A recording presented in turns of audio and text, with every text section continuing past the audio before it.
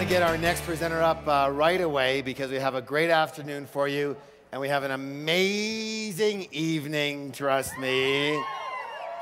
Super people here. All right, so this next person that I'm bringing up here, next presenter, he's actually been called, and rightfully so, the world's number what?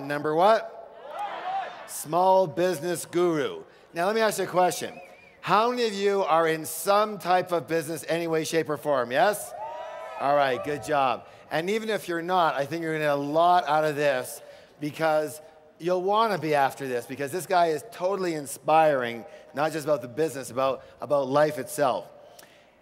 He wrote a book that was my manual for business and literally transformed the way I did business and the way a lot of you do business, and the way I even teach you to do business. His book was called The E-Myth. And he's touched the lives of millions and millions of readers in every industry, all parts of the world. The book's been published in 19, how many? 19 different languages. And it's all about why most small businesses don't work and exactly what to do about it. It's in its 63rd printing now. Over 2 million copies. How many? 2 million copies sold. And it's always on the top 10 list all across the world. Anyways, he is not only a business guru, but I find him to be a spiritual leader and a visionary for the entrepreneurial spirit. What kind of spirit, please? Excellent. He has a new book coming out called Ebook Mastery, and it's the 7 essential disciplines for building a world-class company. And literally, this book's already on the number 4 on the bestseller list. So, it is my honor and my pleasure to be able to introduce you a revolutionary and evolutionary master in the field, the one, the only, right here at Seminar of the Century, Mr. Michael Gerber! Want that?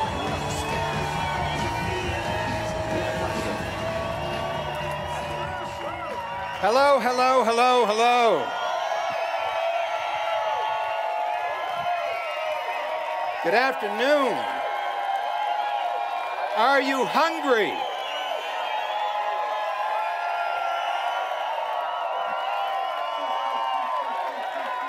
Okay, okay.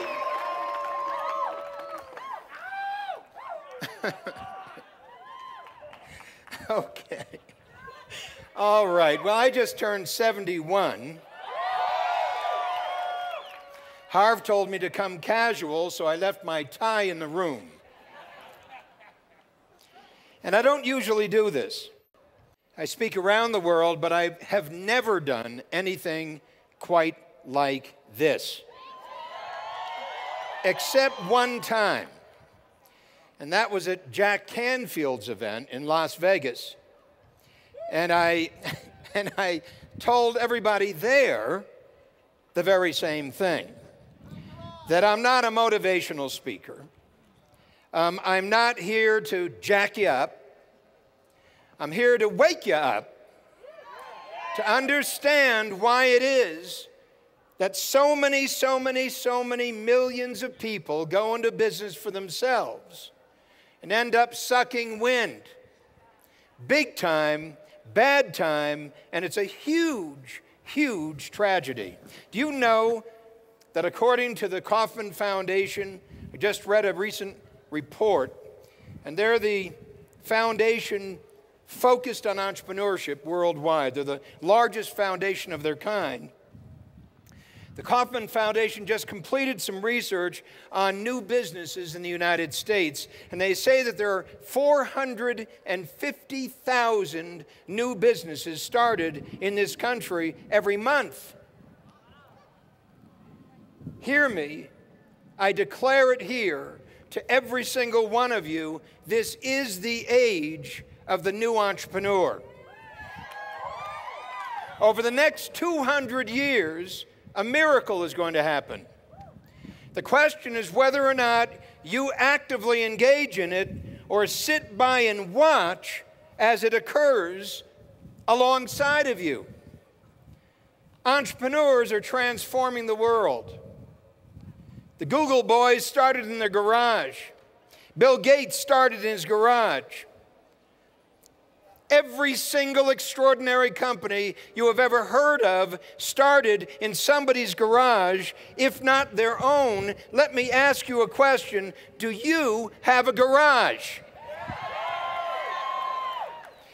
What are you doing in it? It's time to start a revolution. I decided a year ago, about a year and 3 months ago, actually December 2005, to take a leap into a completely new world.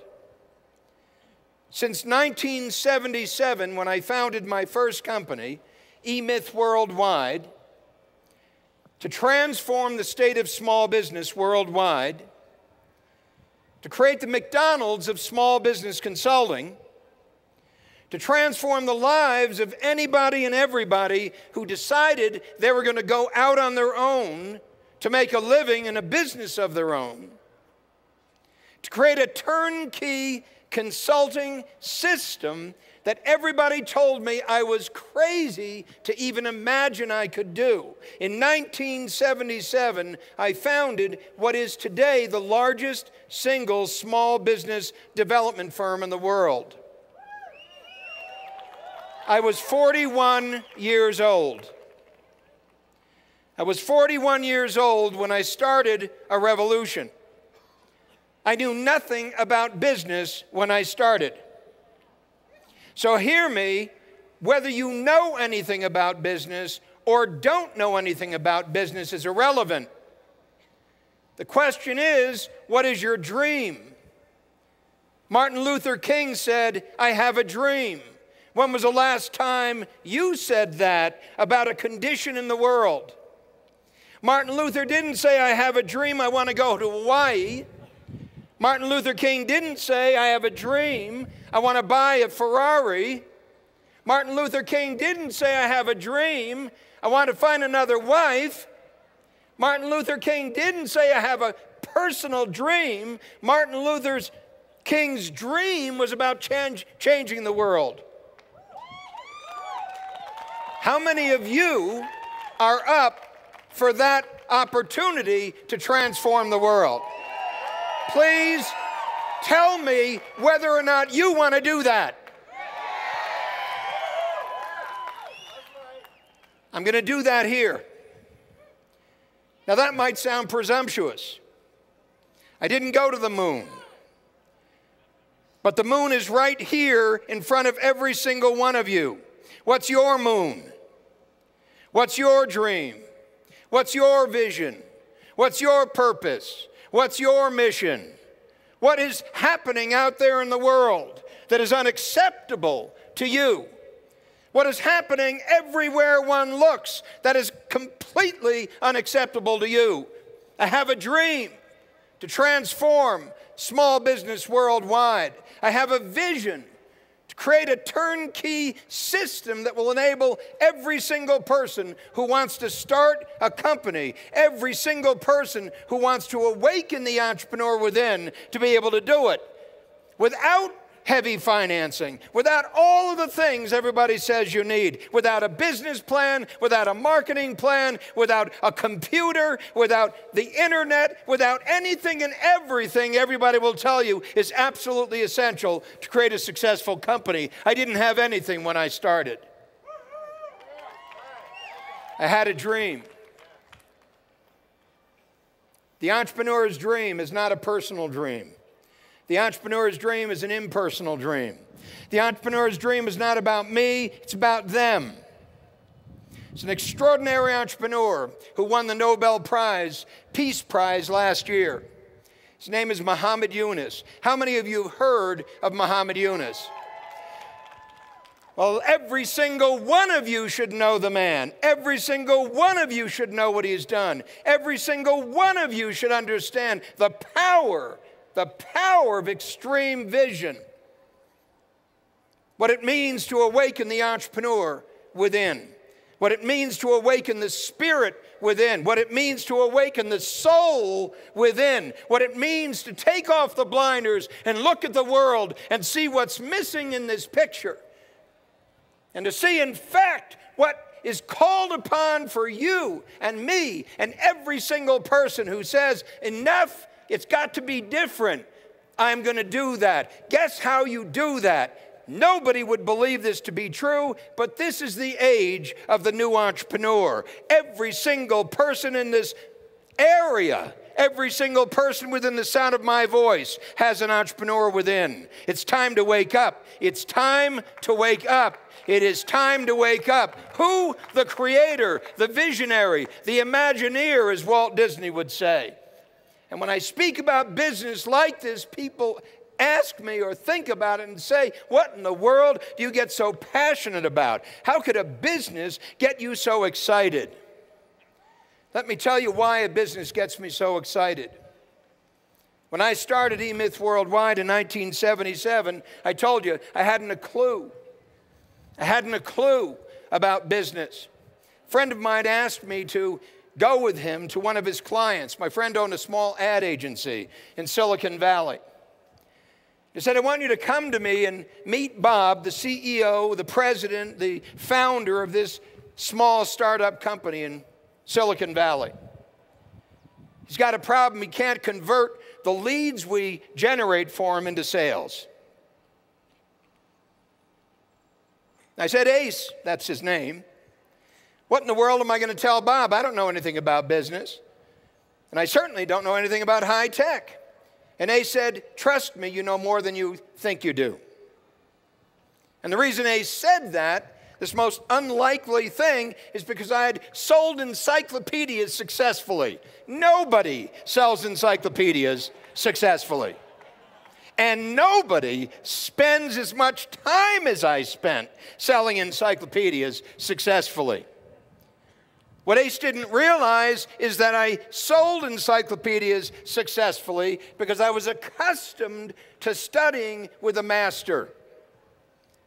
And the master who taught me the mastery was the sales manager who recruited me as a young guy to go out in the street knocking on doors and say, hi, you don't know me, but you will. And I said, but I don't know how to do that. And he said, of course you don't. And that's what's so remarkable about it. You don't need to know anything about it, because I'm going to teach you every little thing you know. Anybody here want to sell encyclopedias? Wake up! Does anybody here want to sell encyclopedias? Of course not. He said, just do what I say. Now, I'd heard that before because my first master taught me how to play the saxophone. And when my mother and father and I went to Hollywood to meet with Merle Johnston, who was referred to us by my first saxophone teacher in New Jersey, where we came from, this is way, way, way back. We went to Merle's studio, and my mom stood here, and my dad stood there, and I stood in the middle. And I was 12 years old. And Merle came out. He's about 4'8" and about 400 pounds, bright red face. And he looked at me and he said, you must be Mikey. And he said it in such a derogatory way.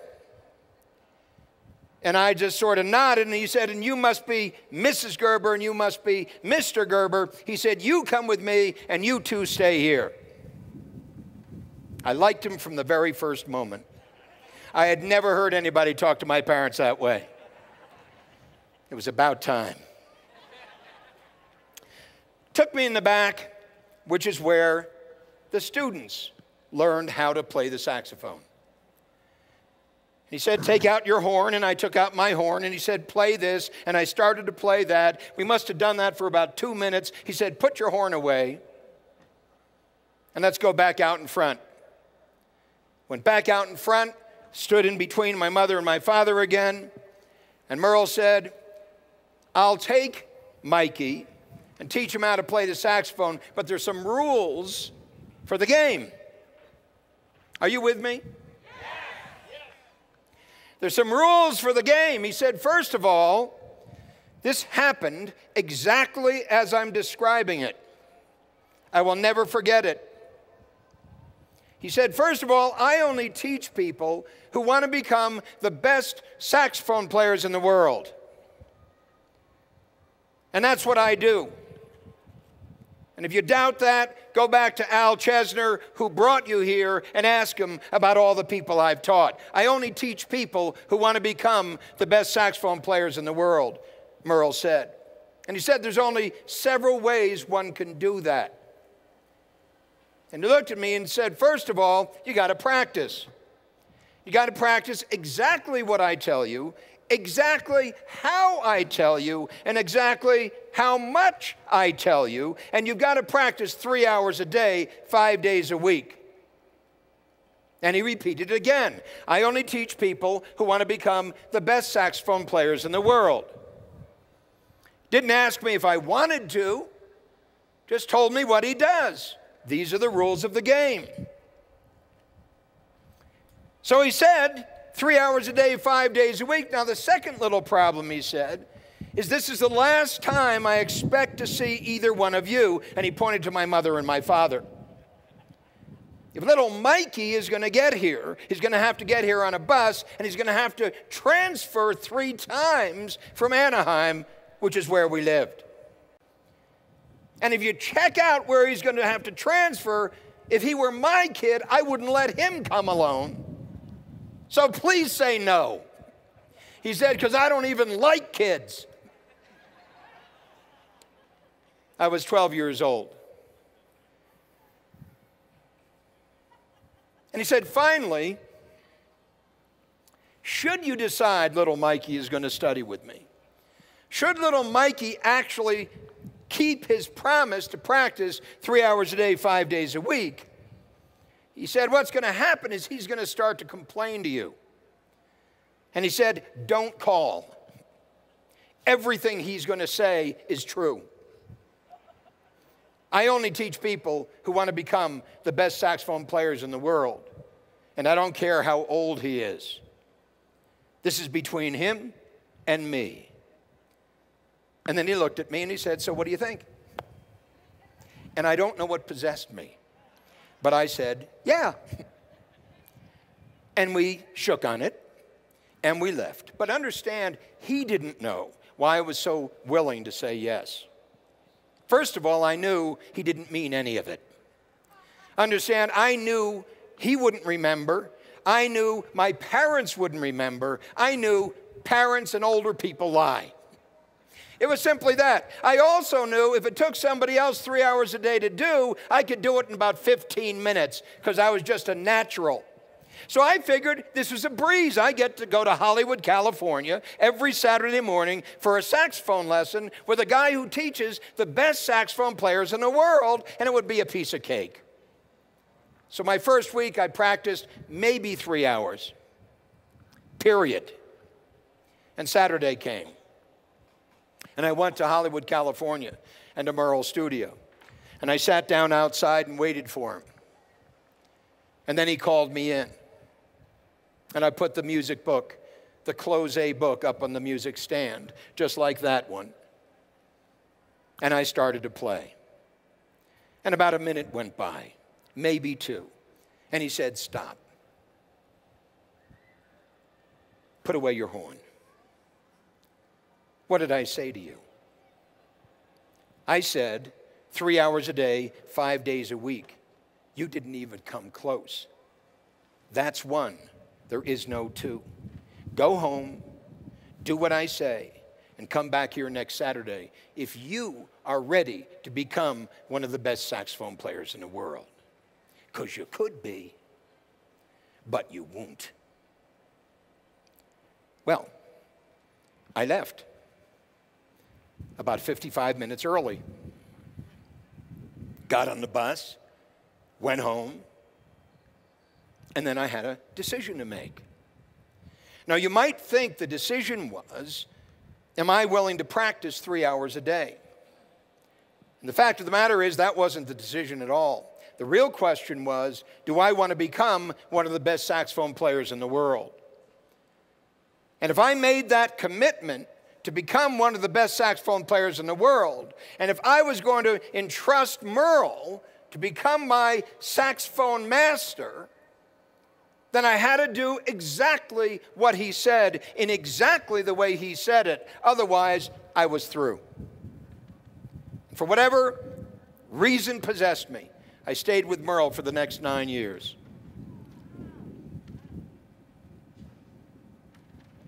My second master said identically the same thing to me. He said, if you're going to become a master at this, he didn't know Merle. Merle didn't know him. If you're going to become a master at this, you're going to have to do this exactly like I tell you. Not like that, but like this. Memorize this script and go down the street exactly the way I say it and say exactly what I say to exactly who shows up, and something miraculous is going to happen.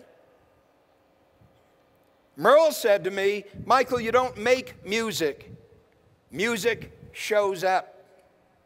My saxophone, my sales manager master said, Michael, you don't make a sale. The sale shows up. And it shows up when you do exactly what you're called to do in exactly the way you're called to do it. No, not like this, like that. Just do it. And I did. So now I had two masters who taught me two different things, but each of them taught me in exactly the same way, and in each case, I mastered exactly what I was there to master. Well, after a little while of selling encyclopedias, I was tired of working with my mouth, so I thought I'd work with my hands, and I became a carpenter in Southern California. Now, understand, by that time, I was in my mid-30s. And I knew nothing about carpentry. I didn't even know how to swing a hammer. I was an absolutely rabid romantic. I honestly thought that working with my hands had more meaning than working with my mouth.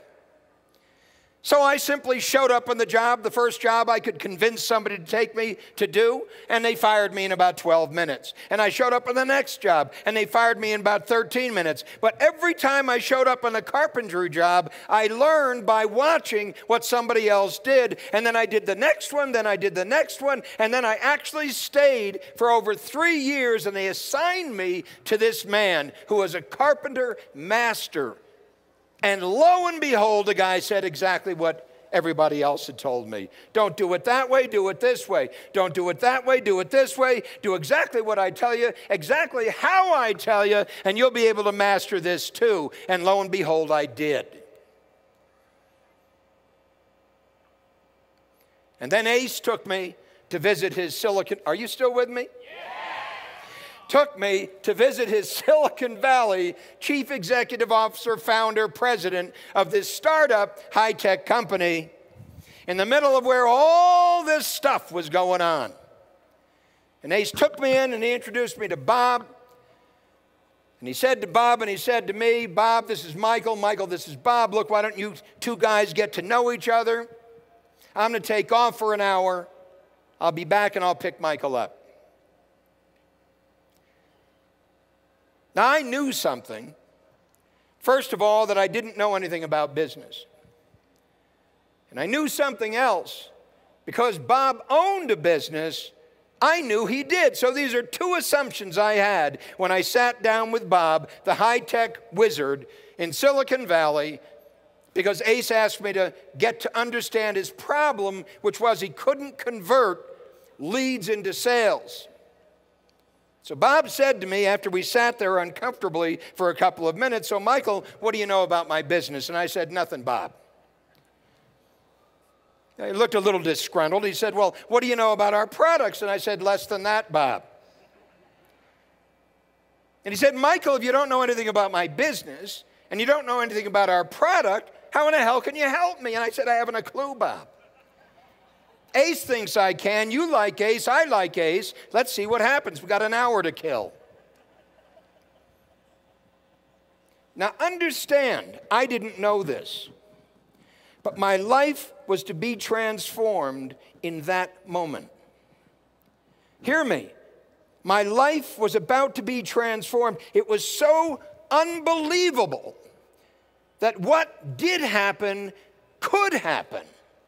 If you had been me, knowing as little as I knew, other than I actually had been taught by 3 extraordinary masters how to do 3 completely inconsistent, incongruous things. Playing the saxophone, selling encyclopedias, and framing a house. What lessons have you missed when you suddenly miss the pattern that's revealing itself in your life? The entrepreneur within sees the pattern. The technician within sees the work. The manager within just gets pissed off.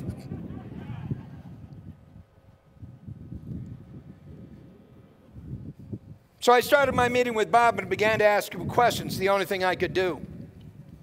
And I swear over that hour, a transformation took place.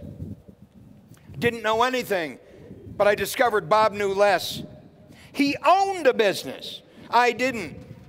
What I knew was selling as a system. I'd learned that selling encyclopedias. You might say to me, what in the world does selling encyclopedias have to do with selling high-tech whatever? You have no idea how similar they are. They're exactly the same thing. So when we got done with our meeting, and when I suddenly realized that Bob really had a problem, that Bob really didn't understand, and that Bob was the biggest single opportunity I had ever faced in my life, Bob said, "Can you help me?" And I said, hear this, of course I can. How did I know that? How did I know that? Understand, for years I'd been what my mother called a wandering Jew. Was a wandering Jew looking for my passion, looking for my purpose. I was a saxophone player, I was a hippie, I was a beatnik, I was a this, I was a that. I did everything and I did nothing, and I was continually searching for this magic holy grail that was going to suddenly reveal itself, but never did. Not this, not that, not this, not that. Even after 12 years of mastering the saxophone, I suddenly came face to face with the fact I didn't want to be a musician. I'm a late learner.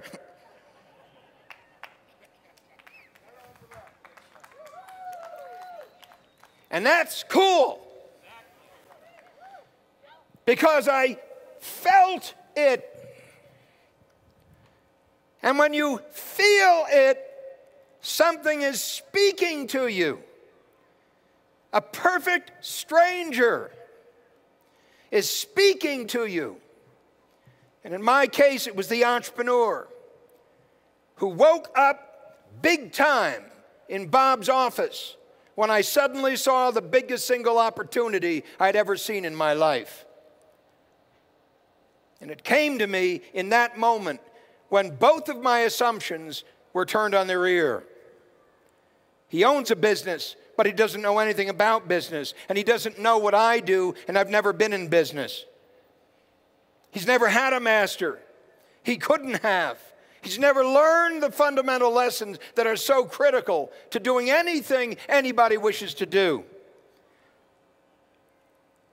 And so I started to help Bob, and he was my first client, and then my second, and then my fifth, and then my ninth, and I suddenly came face to face with the reality that Bob wasn't the only one who had this problem. Every single small business I walked into had identically the same problem.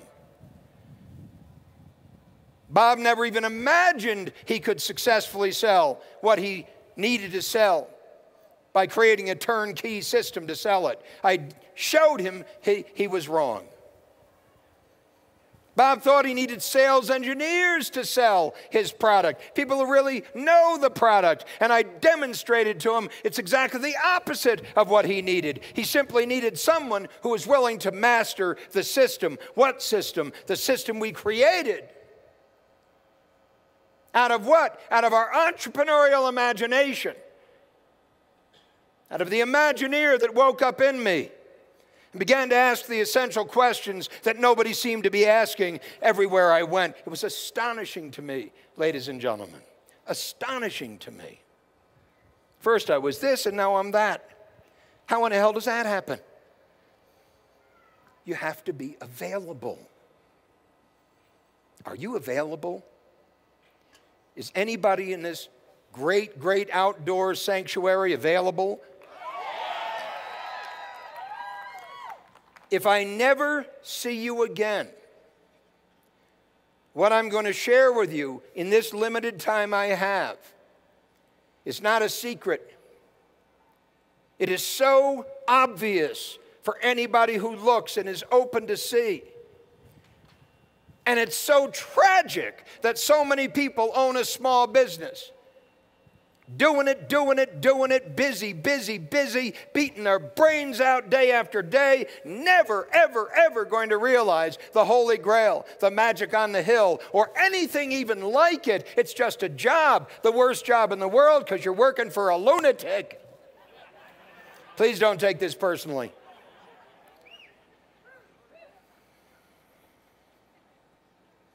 Created a turnkey system for Bob, and then Jerry, and then Mary, and then Smitty, and then Judy, and then this one, and then that one. And even when I did that, suddenly we came to the realization that not only didn't they know that selling is a system, but they didn't realize that management is a system. They didn't even know that marketing is a system. They didn't know that anything was a system because they didn't think systemically. The universe is a system, ladies and gentlemen. You come face to face with the reality that everything is connected. And if you do this, that changes, and that changes, and that changes. Everything is changed by one decision. Your life is a universe. What does that mean? And why is that important? Because nobody can be free until they realize that. Because nobody can be free until they come face to face with that. Because nobody can transform his or her life, let alone his or her company, until he transcends his life, her company.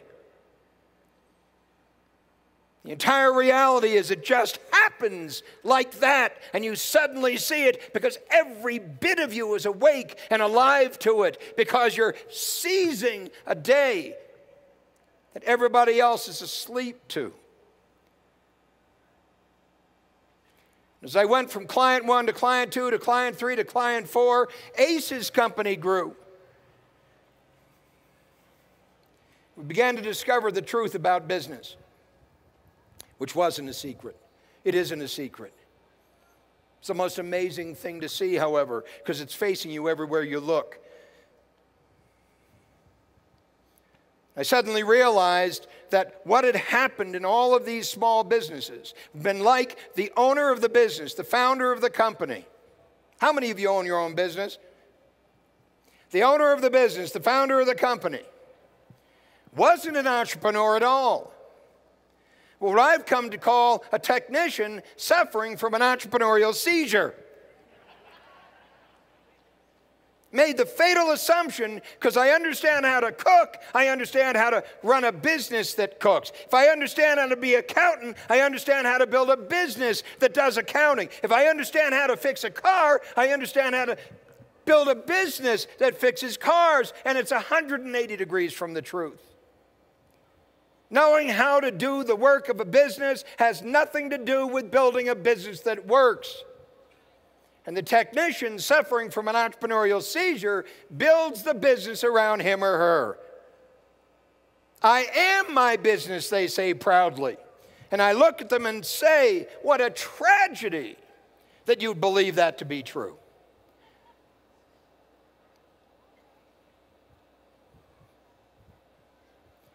At E-Myth Worldwide, which I founded in 1977, we built a turnkey system to transform any small business.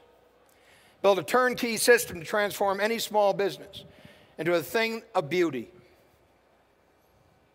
Since I founded the company not knowing how to do what to do, I simply pursued it with the kind of passion that I pursued everything in my life. But I suddenly realized the power of it. The power of it was that we could transform the lives of millions upon millions upon millions of people who own and operate businesses around the world.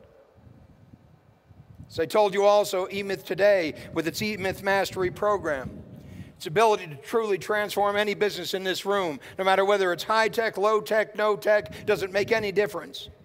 No matter where you are, no matter what you sell, no matter what you do, no matter how you do it, what we discovered are there are universal truths about business that apply to every single kind of business. Everybody told me I was nuts. Everybody told me you can't do that. Everybody told me that's impossible. Everybody told me every business is different. Everybody told me every market is different. Everybody told me every product is different. Everybody told me every service is different. And the truth was I knew they were wrong.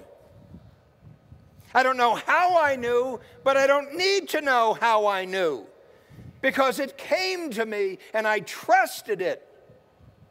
I trusted what I heard him say. Today, eMyth is serving clients in 145 countries around the world. Over 66,000 small business clients have transformed their lives.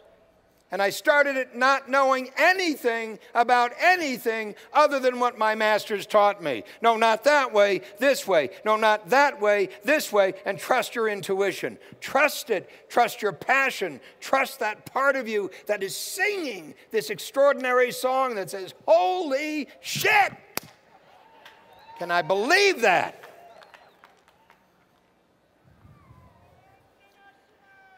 And so we did it. Step by step by step by step. We went to work on the company, not in the company. I didn't start the company to become a coach. We weren't in business for 2 years before I stopped working with clients entirely.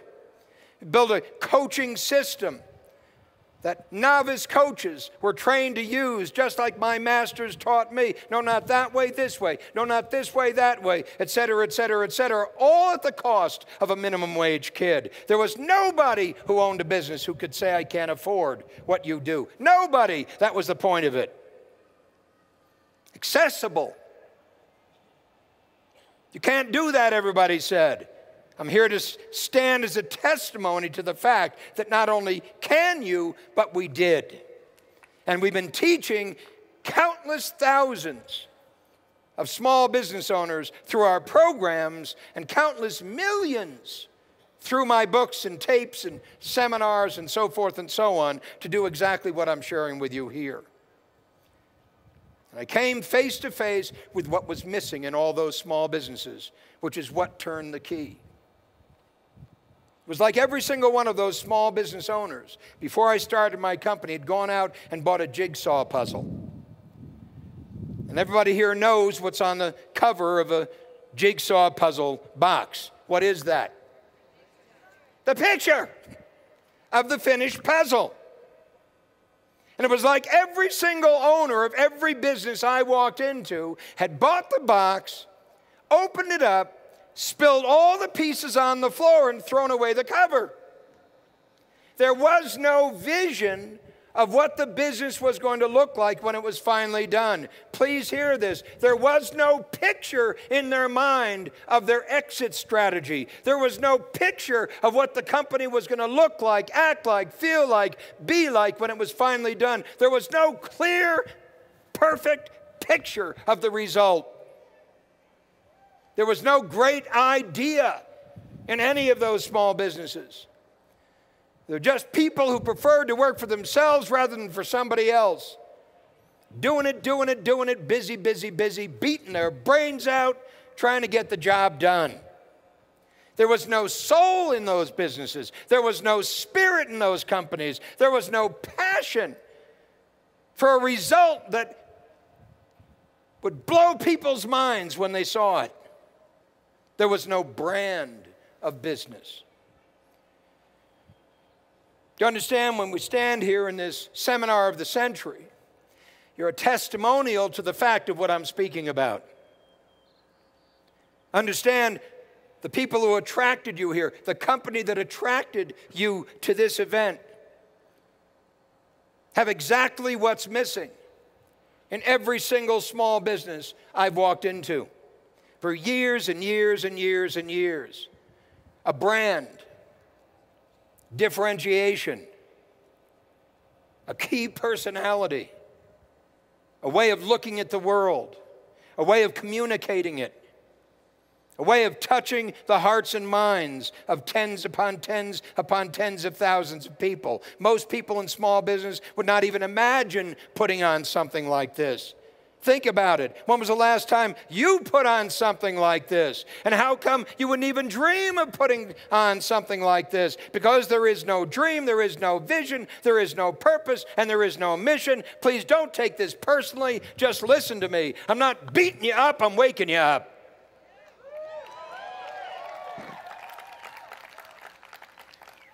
No small business needs to stay small.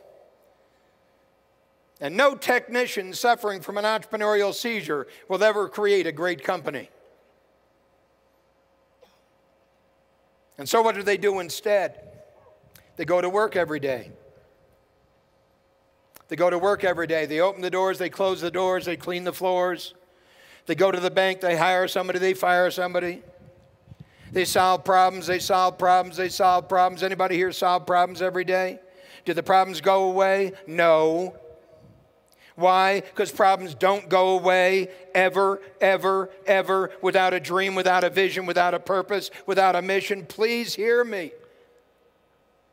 What I found missing in all those companies and what supported us in our odyssey in attempting to solve the problems of small business worldwide once and for all without knowing anything about how to do it was to pursue the question. To pursue the question. Please write this down. What's the question? What's the question? What's the question? Please say it. Please say it again. Good. It's not a question of what's the answer. The answer is irrelevant. It's what's the question. Discover the question and you'll discover the meaning of life. Now you think, sitting here, how presumptuous it would be from a 70-year-old, 71-year-old guy in a white suit saying to you in the most improbable way that the secret of life comes with a question. Who am I? Who am I? Who am I? And until that question lives within everything you do, nothing will make any difference because all you'll discover are more problems, more problems, more problems, more problems. I'm here to say that your company, the business you started, is the most significant opportunity of your life, provided you see it. Provided you see it the way it is. So fast forward. Invented E-Myth worldwide. Wrote my first book, The E-Myth, Why Most Small Businesses Don't Work and What to Do About It. It was published in 1986, started the company in 1977. The book was an accident. A guy was sitting listening to a seminar I was doing called Key Frustrations in a Small and Growing Business and What to Do About Them. He came up to me afterward and he said, would you like to write a book? And I said, sure, about what? He said, the seminar. I said, yeah, I'd love to do that. He said, well, let me go back to the publisher and see if we can do the deal. Came back, he said, we did the deal. They gave me an advance on this little book. I'd never written a book. And I wrote it in 90 days. It was published 6 months later. And today, it's one of the top 5 most successful books on business in the world. How many of you read the E-Myth? Okay. Please, how many of you have not read the E-Myth? Oh, tragedy.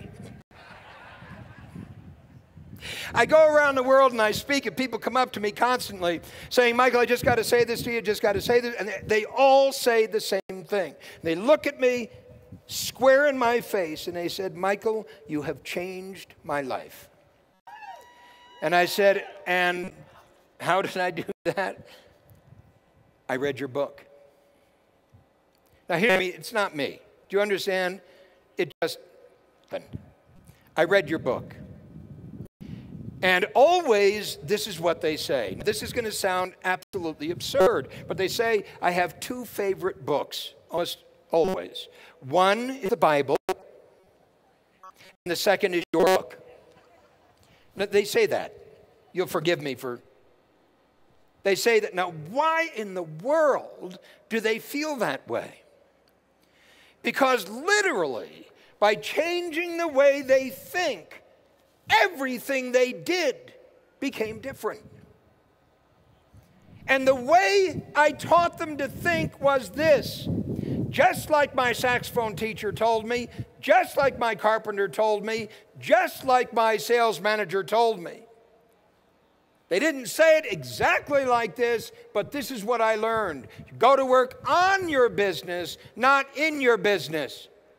Go to work on your life, not in your life. Transcend it, and then you can see it. If you can't transcend it, you will always be it. And if you are it, you're lost.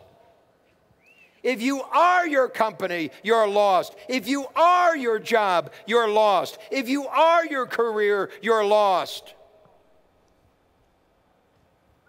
Extraordinary master taught me that lesson. The man's name was Gurdjieff. Anybody heard of Gurdjieff? Please raise your hands if you've heard of Gurdjieff. It's amazing so few people have heard of Gurdjieff. Anybody here heard of the work? Raise your hands if you've heard of the work. I'm not accustomed to doing this. I don't usually get intimate with the audience. You understand? I don't usually ask questions, but I'm asking a question. How many of you heard of the work? Please raise your hands. Oh my God. Go to work on it, not in it. Let me tell you a little story. When I was among those 12 clients in the very, very beginning, and was beginning to get so frustrated because I'd walk into these little businesses and they're in total chaos. There's no order. I went from one business to another business and stopped on the way at McDonald's. Now, it tells you something about me. I had an epiphany, a life-transforming epiphany in that moment that I walked into McDonald's. I suddenly saw what was missing in every one of those businesses. I saw the product of Ray Kroc's imagination. Ray Kroc was the founder of McDonald's, but he didn't found it, he found it. Ray Kroc was a peddler of malted milk machines, multi-mixer malted milk machines, and he went to the McDonald brothers to sell them a multi-mixer malted milk machine. And he walked into McDonald's in San Bernardino, and his mind was blown. He couldn't believe his eyes. He was so taken by what he saw that he set about convincing the McDonald brothers to give him the franchise rights to McDonald's. And they did. And they gave him the franchise rights to McDonald's because they knew they weren't worth anything. Because they'd already tried to franchise McDonald's and failed. Please write this down. Experience is the worst teacher in the world. It tells you what you think you know, but it doesn't tell you what you don't know. And what the McDonald brothers didn't know, Ray Kroc did. And he had none of their experience. He saw it instantly. It was brilliant, absolutely brilliant. They gave him the franchise rights. He walked back to Des Plaines, Illinois, borrowed the money to start his first store. Now, whatever you think about McDonald's, I think you'd have to agree it's a relatively successful company. Ray Kroc went back, borrowed the money to start his first store, what he called his franchise prototype. But Ray Kroc didn't do what every single small business owner right here in this field did when you started your business. Ray Kroc didn't work in McDonald's. He didn't go to work in McDonald's. He didn't make a French fry, didn't make a molded, didn't make anything, whatever. Didn't do the work in the business. He hired people to do the work in the business because that wasn't his job.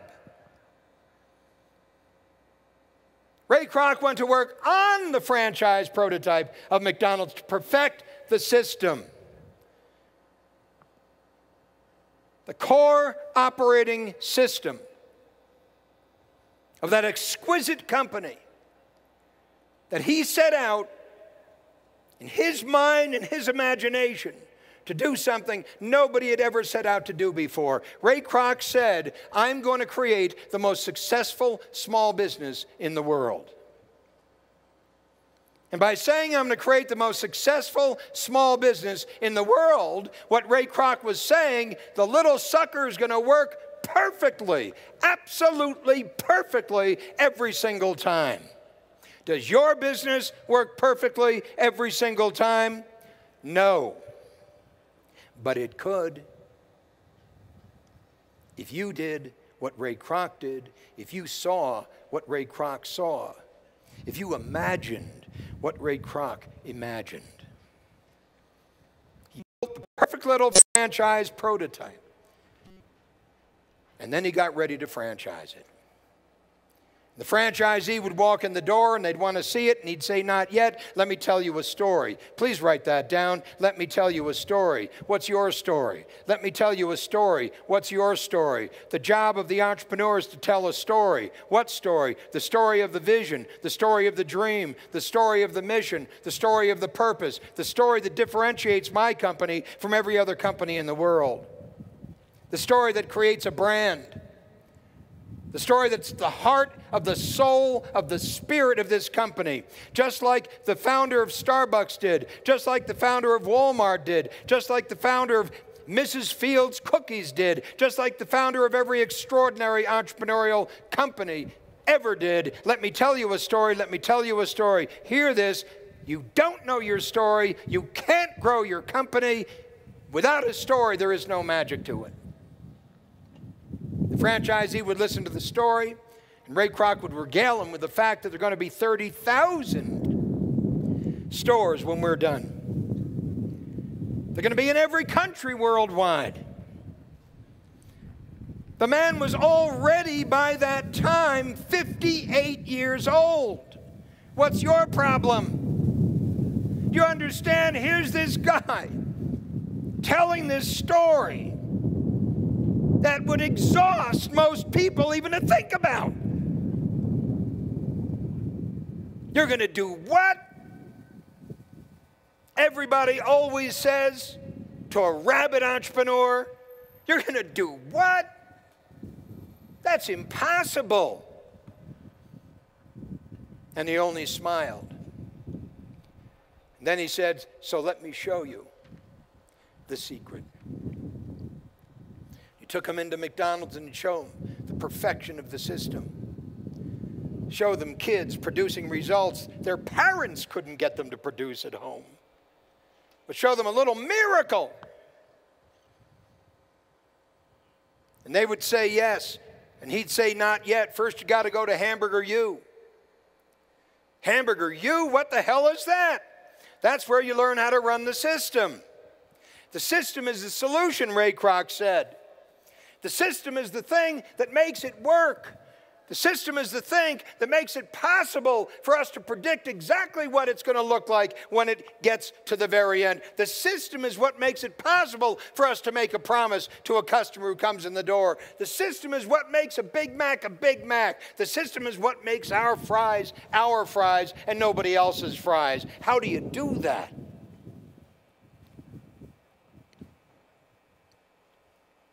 I'm not talking about business. I'm talking about a point of view.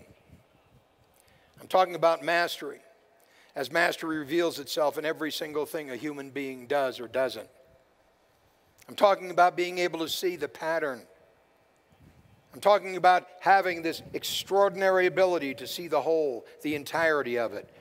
each and every single part, each and every single personal part, and the way they interface with every other single personal part, the way the pieces come together, to create, this is my company, this is our company, this is your company, this is McDonald's, this is the only company of its kind in the world, and it's selling a hamburger, French fries, a milkshake, and everybody else is too.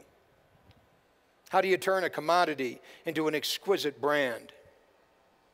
All these are questions that came to me as I'm looking for the Holy Grail and trying to discover what it took to be able to teach anybody who's already committed himself, his family, her family, to creating a small business, hopefully to make it work so they wouldn't have to go back and start a job all over again. All the questions. How do people do that? How did he do that? How did he even think to do that? How did he even imagine it could be done when everybody was telling him it couldn't be? How do you? So the story began to unfold, and it began to speak. It began to tell the story of how Ray Kroc did what Ray Kroc did.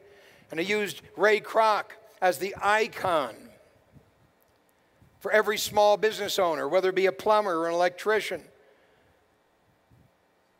whether it be a bakery, whether it be a coffee shop, whether it be an accountant or a bookkeeper or a mathematician, whether it be a seminar speaker or a consultant, didn't make any difference. It didn't make any difference because the system is the solution. Just like Ray Kroc said, he said it, he did it, he proved it, he validated it, and every extraordinarily successful company in the world has done identically the same thing, and everybody else hasn't. How does a guy open up a coffee shop and call it Starbucks? For God's sakes, and you pay 10 times how much you'd pay for a cup of coffee anyplace else. Are you out of your minds? And you stand in line, 20 people in line, just waiting to say venti, grande, tall.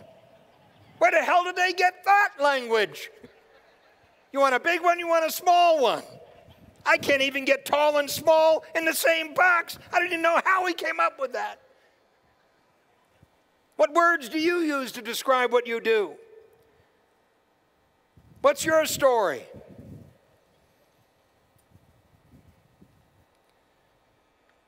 And so E-Myth became this miraculous thing. Well, the truth is, at a certain point in my life in E-Myth, I began to feel like I needed something else. At the age of 68, we recruited and hired a CEO to run the company and to grow it. And he brought in his own management team, and I, the chairman of the board, I'm still the chairman of the board and the founder of the company, major shareholder of the company, but I'm standing on the outside now, not on the inside. So suddenly I'm on the outside of my own company, not on the inside of my own company, and suddenly I need something new. Well, what the hell does somebody at 68 years old do? Start another company. Be out of your mind, you could relax, you could play golf. I don't play golf. I mean, you could just do something, but you start another company? Are you crazy, Michael? That's what people said. Well, what are you going to do? What are you going to do? I said, there's something missing at E-Myth, and I want to discover what it is. And I had a long conversation with my mother, who on this day is 96 years old. I've been trying to get her to start a new business, but she said no.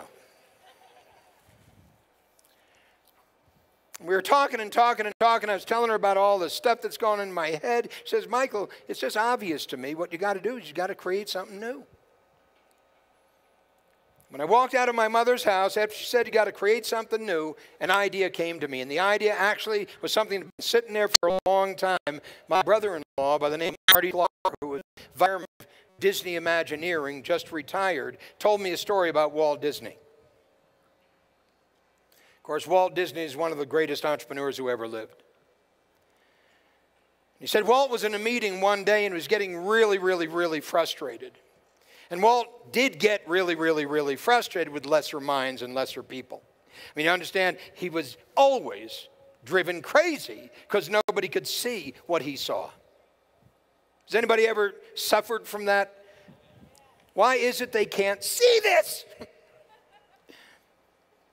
Well, he essentially asked everybody to leave and said, when you come back tomorrow morning to the meeting, It's not going to be a meeting like anything we've ever done before.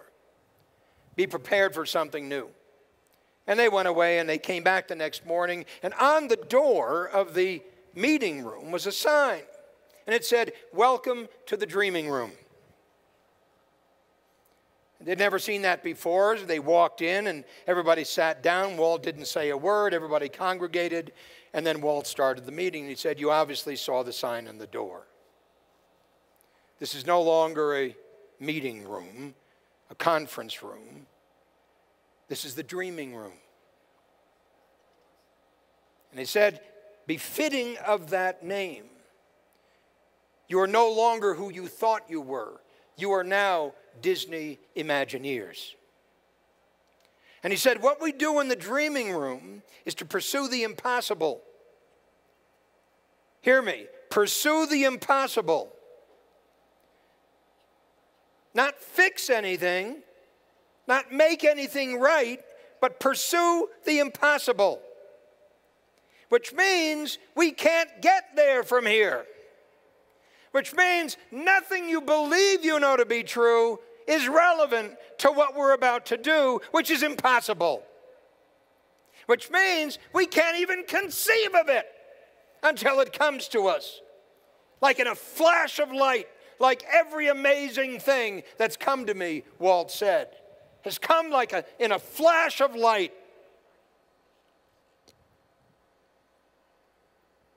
And he said again, "Welcome to the dreaming room. Let's get busy." Of course, their focus was Disneyland. And nothing like Disneyland had ever been created before. And even when Walt came back to his brother, Roy Disney, and said, "Roy, you'll not believe what we're about to do." And Roy, of course, being accustomed to not believing what we're about to do, because that's what Walt always came back with, "What we're about to do, you won't believe it." And Roy said, "I probably won't." And he said, "We're going to create Disneyland." And Roy said, "What in the hell is that?" He said, "Nothing like we've ever seen before." He said, "I just took my nephews to an amusement park, and I was offended at the way the people dressed, at the way the rides looked. I couldn't even imagine anybody going there and taking children there. It was an unholy experience. We're going to create exactly the opposite of that. I've never seen it. You've never seen it. We've never done it. Nobody's ever done it. And that's exactly what appeals to me, just like Fantasia did.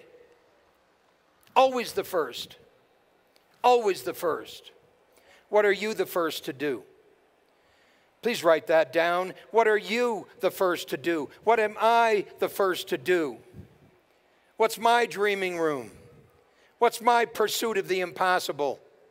What am I here to create that's going to transform the world in this age of the new entrepreneur, which is really a revolution? Do you understand? Institutions aren't going to change the world. The church isn't going to change the world. The synagogue isn't going to change the world. The government isn't going to change the world. The job isn't going to change the world. The entrepreneur is going to change the world, just like the entrepreneur has always done. But now, hear me, but now with an extreme difference. I called it the new entrepreneur. Who is the new entrepreneur? The new entrepreneur is not interested in simply creating an ordinary business. New entrepreneur, Muhammad Yunus, the creator of Grameen Bank, who has transformed the lives of over 7 million starving women in countries in which they don't stand a chance to live, impoverished not. He said there's got to be a better way. There's got to be a better way. And he created micro-lending. And his micro-lending has transformed the lives of millions of women and soon to be hundreds of millions of impoverished people across the earth. He won the Nobel Peace Prize for it. He is an entrepreneur. He's an entrepreneur of the new entrepreneur, the entrepreneur I'm talking about, to create a company of meaning. Please write this question down, every single one of you. Raise your hand for a business. What's the meaning of my business?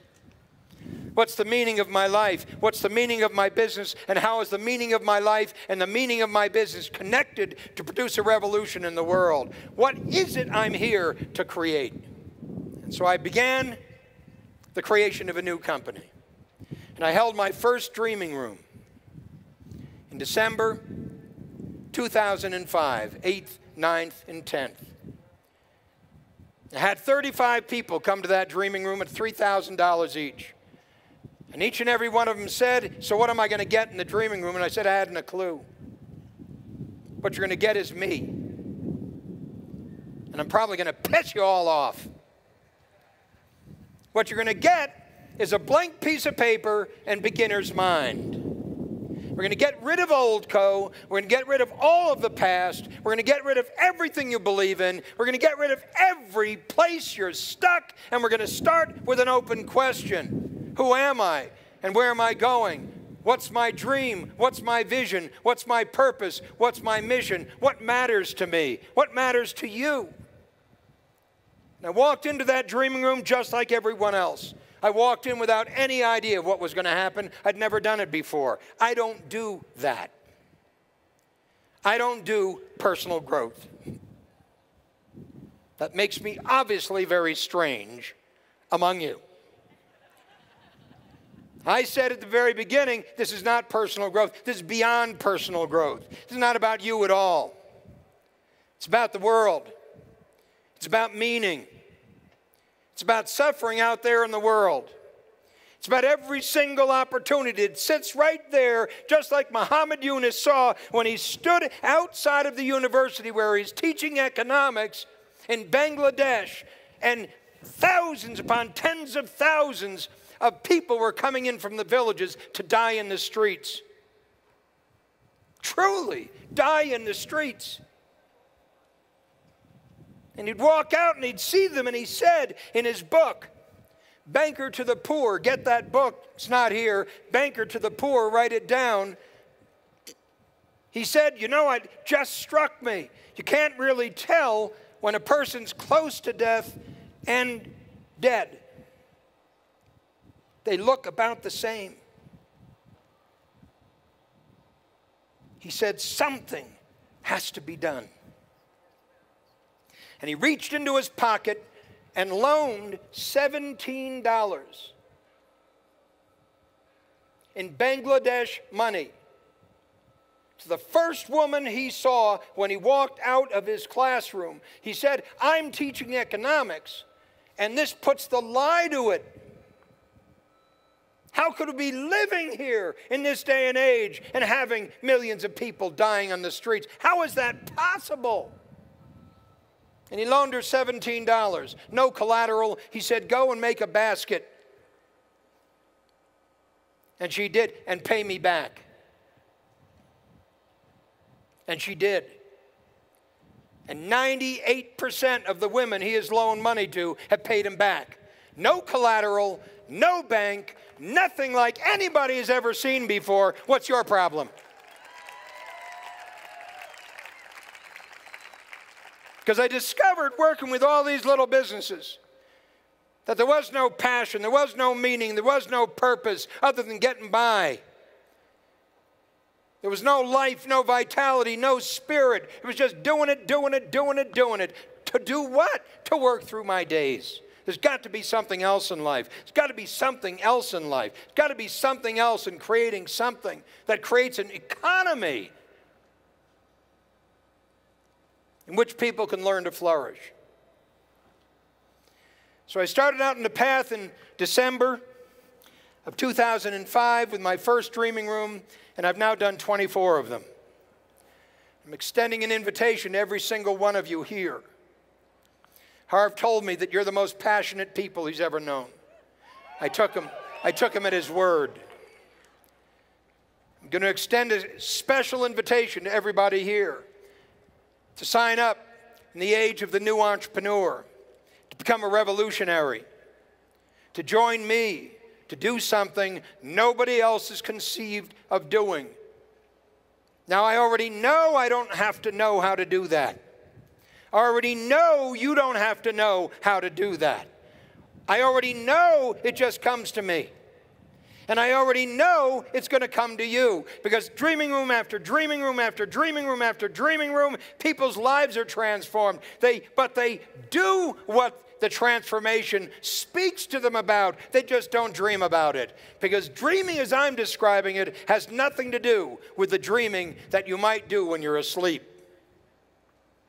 This is intentional dreaming I'm talking about. It's what Muhammad Yunus did when he loaned her $17, and then another, and another, and another. He could see poverty eradicated around the world. And his dream is that by 2050, there is no reason that there will ever be, again, poverty. Can you imagine and actually pulling that off? Think about it. Gandhi said, I have a dream. Martin Luther King said, I have a dream. Muhammad Yunus said, I have a dream, and he says it to this day. Every extraordinary inventor of the impossible that pursues it with the passion to be able to see something nobody else can see. That's what I'm looking for. I need thousands of people to awaken the entrepreneur around the world. To do what? To invent a new world. It's not only possible, but we're doing it. Thank you. Bye-bye.